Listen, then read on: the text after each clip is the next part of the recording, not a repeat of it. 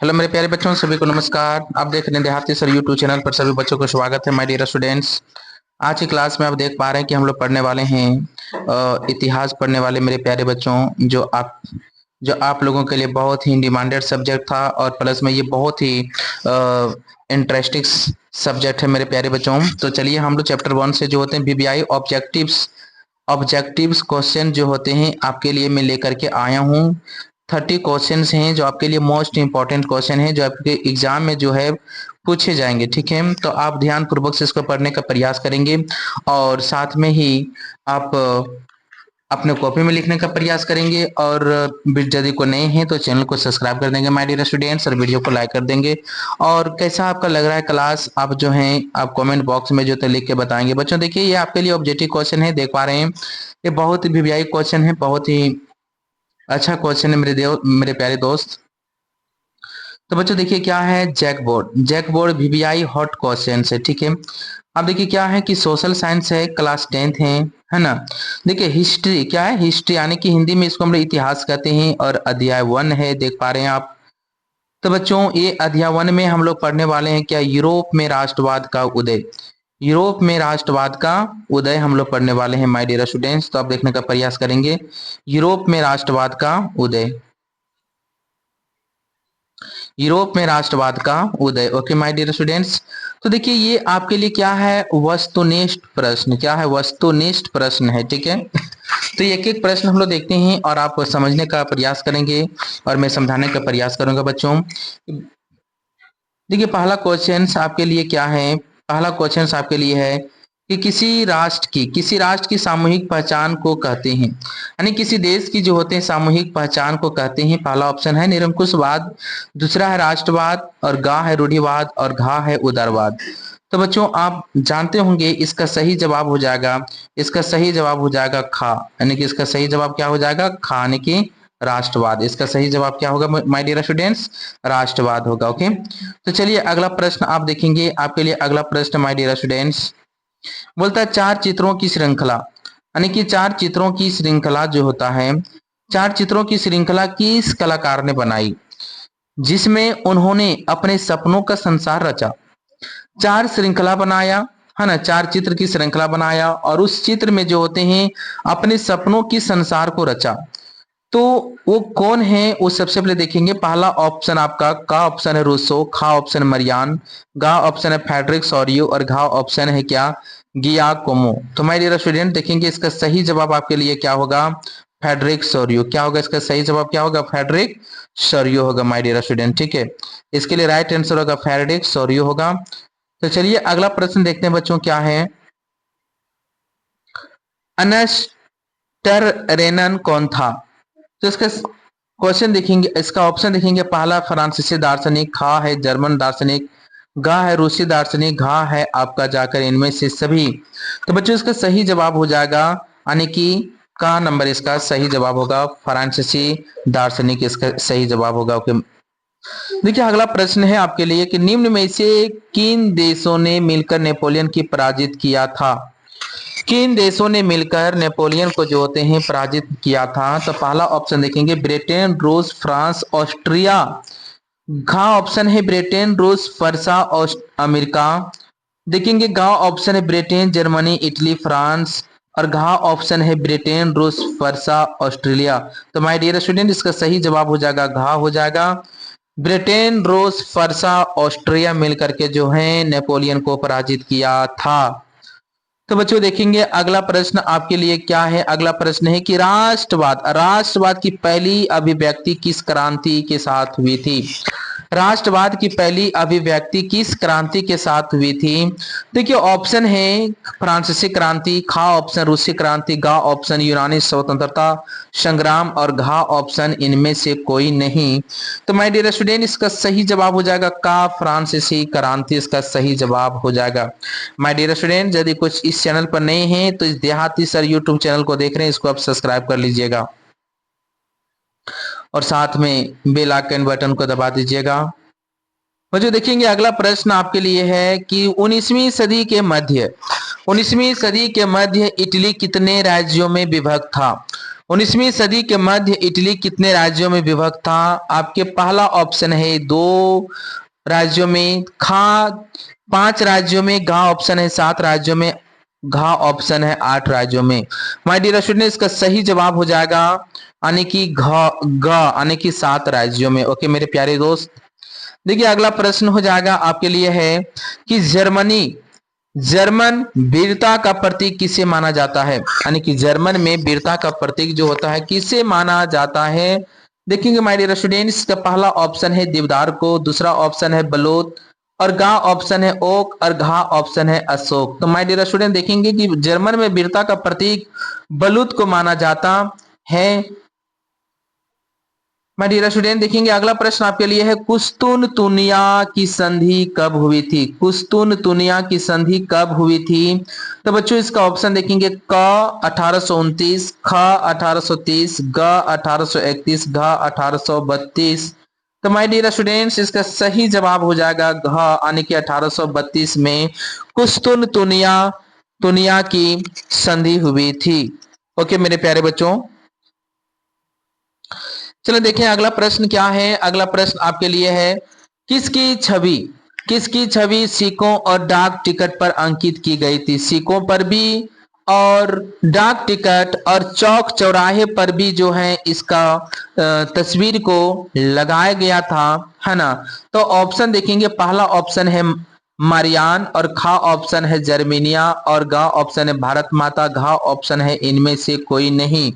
तो my dear student देखेंगे इसका सही जवाब हो जाएगा का यानी कि मारियान हो जाएगा। चलिए बच्चों अगला प्रश्न देखेंगे। अगला प्रश्न क्या है कि बुर्बो राजवंश का शासन किस देश में था? बुर्बो राजवंश का शासन किस देश में था? माय डियर स्टूडेंट देखेंगे पहला ऑप्शन है रूस, खा ऑप्शन है जर्मनी, और गा ऑप्शन है फ्रांस, और घा ऑप्शन है ब्रिटेन। तो माय डियर स्टूडेंट्स इसका आप सही जवाब देखेंगे हो जाएगा गा ऑप्शन सही हो जाएगा। फ्रांस में बुर्बो राजवंश का शासन था। ठीक है, तो बच्चों अगला प्रश्न देखेंगे। अगला प्रश्न आपके लिए है कि वह विचारधारा जो स्त्री पुरुष की सामाजिक, आर्थिक एवं राजनीतिक समानता पर आधारित हो उसे कहते हैं, है ना। वह विचारधारा जो स्त्री पुरुष की सामाजिक, आर्थिक एवं राजनीतिक समानता पर आधारित हो उसे कहते हैं, क्या कहते हैं? पहला ऑप्शन नारीवाद, दूसरा ऑप्शन है विकासवाद, गा ऑप्शन है समाजवाद, और घा ऑप्शन है महिला सशक्तिकरण। तो माय डियर स्टूडेंट इसका सही जवाब देखेंगे का ऑप्शन नारीवाद होगा। चलिए बच्चों अगला प्रश्न आप देखेंगे। अगला प्रश्न आपके लिए है कि मार्सिले किस देश की राष्ट्रीय भक्ति गीत है? मार्सिले किस देश की राष्ट्रीय भक्ति गीत है? पहला ऑप्शन देखेंगे आपके लिए है इटली, दूसरा ऑप्शन है जर्मनी, गा ऑप्शन रूस, घा ऑप्शन है फ्रांस। तो माय डियर स्टूडेंट देखेंगे इसका सही जवाब हो जाएगा घा ऑप्शन यानी फ्रांस सही जवाब हो जाएगा। ओके माय डियर स्टूडेंट देखेंगे अगला प्रश्न आपके लिए है। माय डियर स्टूडेंट्स अगला प्रश्न देखने प्रयास करेंगे कि रक्त और लौह की नीति का अवलंबन किसने किया था? है ना, कि रक्त और लौह की नीति का अवलंबन किसने किया था? तो देखेंगे पहला ऑप्शन इसके लिए है आपका मैजेनी का, खा ऑप्शन है बिस्मार्क, देखेंगे गा ऑप्शन है हिटलर, और घा ऑप्शन है काबूर। तो माय डियर स्टूडेंट्स आप देखने का प्रयास करेंगे, इसका सही जवाब हो जाएगा यानी कि इसका सही जवाब हो जाएगा खा बिस्मार्क। लोह और रक्त और लोह की नीति अपनाया था कौन? बिस्मार्क, यानी कि खा ऑप्शन इसका सही जवाब हो जाएगा माय डियर स्टूडेंट्स। देखिए अगला प्रश्न आपके लिए है। अगला प्रश्न है आपके लिए माय डियर स्टूडेंट्स, देखेंगे कि फ्रांस की क्रांति का अग्रदूत किसे कहा जाता है? फ्रांस की क्रांति का अग्रदूत जो है किसे कहा जाता है? तो देखेंगे इसका पहला ऑप्शन दिया है डिद्रो, खा ऑप्शन है नेपोलियन, और गा ऑप्शन है रूसो, और घा ऑप्शन है जॉन लॉक। तो माय डियर स्टूडेंट्स देखेंगे इसका सही जो आंसर है वो हो जाएगा गा यानी कि रूसो इसका सही जवाब हो जाएगा। तो चलिए अगला प्रश्न देखेंगे। अगला प्रश्न है 15वां नंबर, यंग इटली, ठीक है, यंग इटली और यंग यूरोप नामक दो भूमिगत संगठनों की स्थापना किसने की थी? देखेंगे कि यंग इटली और यंग यूरोप ये जो है दो संगठन बनाया था, वो भी क्या गुप्त संगठन था। ठीक है, तो देखेंगे गुप्त संगठन था वो किसने बनाया था? का ऑप्शन है काबूर, खा ऑप्शन है हिटलर, गा ऑप्शन है बिस्मार्क और घा ऑप्शन है मैजिनी। तो माय डियर स्टूडेंट देखेंगे इसका सही जवाब हो जाएगा आपके लिए घा ऑप्शन मैजिनी सही जवाब होगा। माय डियर स्टूडेंट्स इसका मैजिनी को जेउसेप्पी मैथ्सिनी के नाम से भी जानते हैं, इस बात को आपको ध्यान देना है। देखिए बहुत ही लाजवाब क्वेश्चन है कि जब फ्रांस सीखता है तो बाकी यूरोप को सर्दी जुकाम हो जाता है, या कथन किसका था, है ना, कि जब फ्रांस सीखता है तो बाकी यूरोप को सर्दी जुकाम हो जाता है, या कथन किसका था। देखेंगे पहला ऑप्शन है बिस्मार्क, खा ऑप्शन है मैटरनिक, गा ऑप्शन है नेपोलियन और घा ऑप्शन है मैजिनी। तो माय डियर स्टूडेंट देखेंगे इसका सही जवाब हो जाएगा मैटरनिक। किसने कहा था, मैटरनिक ने कहा था। चलिए बच्चों अगला प्रश्न देखेंगे आप, क्या है कि काबुल को राजा विक्टर एमैनुअल द्वितीय ने किस पद पर नियुक्त किया गया था। पहला ऑप्शन है सेनापति, खा ऑप्शन राजदूत, गा ऑप्शन गृह मंत्री, घा ऑप्शन प्रधानमंत्री। तो माय डियर स्टूडेंट देखेंगे इसका सही जवाब हो जाएगा घा ने कि प्रधानमंत्री के पद पर नियुक्त किया गया था। देखिए अगला प्रश्न है कि जर्मनी का एकीकरण कब पूरा हुआ। जर्मनी का एकीकरण कब पूरा हुआ। पहला ऑप्शन है 1870, खा ऑप्शन 1871, गा ऑप्शन 1861 और घा ऑप्शन है 1860। तो माय डियर स्टूडेंट देखेंगे इसका सही जवाब हो जाएगा खा यानी कि 1871। ठीक है। देखिए अगला प्रश्न है कि इटली का एकीकरण कब पूरा हुआ, यानी कि इटली का एकीकरण कब पूरा हुआ। देखेंगे इसका ऑप्शन है पहला का ऑप्शन है 1861, खा ऑप्शन 1862, गा ऑप्शन 1871, घा ऑप्शन है 1870। तो बच्चों इसका सही जवाब हो जाएगा का यानी कि 1861 होगा। ठीक है। चलिए बच्चों अगला प्रश्न आप देखेंगे, अगला प्रश्न आपके लिए है क्या कि जर्मन राइन महासंघ की स्थापना किसने की। जर्मन राइन महासंघ की स्थापना किसने की। इसके देखेंगे आपके पहला ऑप्शन है क्या नेपोलियन, खा ऑप्शन है मैटरनिक और अगला ऑप्शन देखेंगे क्या है मैजिनी और घा ऑप्शन है जॉन लॉक। तो मेरे प्यारे बच्चों आप देखने का प्रयास करेंगे, इसका सही ऑप्शन हो जाएगा क्या, इसका हो जाएगा का हो जाएगा नेपोलियन, जिसको नेपोलियन बोनापार्ट पूरा कहते हैं। देखिए बच्चों अगला प्रश्न आप देखेंगे क्या है कि सामाजिक उपबंध नामक पुस्तक के लेखक कौन थे। तो इसका पहला ऑप्शन देखेंगे क्या का ऑप्शन है क्या रूसो थे, खा ऑप्शन दिदरो, गा ऑप्शन मेटरनिक, घा ऑप्शन नेपोलियन। तो माय डियर स्टूडेंट्स आप देखने का प्रयास करेंगे, इसका पहला ऑप्शन है कि का ऑप्शन सही होगा। सामाजिक उपबंध नामक पुस्तक के लेखक रूसो थे। डियर स्टूडेंट्स अगला प्रश्न आप देखेंगे, अगला प्रश्न है कि बिस्मार्क जर्मनी का चांसलर कब बना। बिस्मार्क जर्मनी का चांसलर कब बना। पहला ऑप्शन है 1848, खा ऑप्शन है 1856, गा ऑप्शन 1860, घा ऑप्शन 1871। तो बच्चों इसका सही जवाब हो जाएगा घा ऑप्शन 1871 को बना था। चलिए बच्चों अगला प्रश्न है कि विश्वकोश नामक ग्रंथ की रचना किसने की थी। विश्वकोश नामक ग्रंथ की रचना किसने की थी। देखिए का ऑप्शन है दिदरो, खा ऑप्शन है रूसो, गा ऑप्शन मेजिनी, घा ऑप्शन मेटरनिक। तो इसका सही जवाब हो जाएगा माय डियर स्टूडेंट्स, इसका सही जवाब हो जाएगा का आने की क्या हो जाएगा दिदरो, इसका सही जवाब हो जाएगा। देखेंगे अगला प्रश्न है कि 1789 ईस्वी में 1789 ईस्वी में फ्रांस की क्रांति के समय किसका शासन था। देखिए इसका पहला ऑप्शन लुई 14वां है, लुई 16वां, लुई 15वां, नेपोलियन। तो माय डियर स्टूडेंट्स इसका सही जवाब हो जाएगा खा आने की लुई 16वां था। देखिए अगला प्रश्न देखेंगे क्या है कि दी स्पिरिट ऑफ लॉ नामक पुस्तक का लेखक कौन था। देखेंगे इसके लिए ऑप्शन आपका जो है याद रखेंगे, दी स्पिरिट ऑफ लॉ नामक पुस्तक का लेखक कौन था। पहला ऑप्शन है वोल्टेयर, खा ऑप्शन दिदरो, गा ऑप्शन मॉन्टेस्क्यू और घा ऑप्शन रूसो। तो माय डियर स्टूडेंट देखेंगे इसका सही जवाब हो जाएगा गा यानी कि मॉन्टेस्क्यू। बच्चों अगला प्रश्न देखिए क्या है, बैंक ऑफ फ्रांस की स्थापना किसने की। बैंक ऑफ फ्रांस की स्थापना किसने की। इसके लिए ऑप्शन है नेपोलियन बोनापार्ट, खा ऑप्शन है लुई 16वां, गा ऑप्शन है लुई 15वां और घा ऑप्शन है मेटरनिक। तो बच्चों इसका सही ऑप्शन हो जाएगा नेपोलियन बोनापार्ट हो जाएगा। चलिए बच्चों अगला प्रश्न देखिए कि बिस्मार्क जर्मनी का चांसलर कब बना।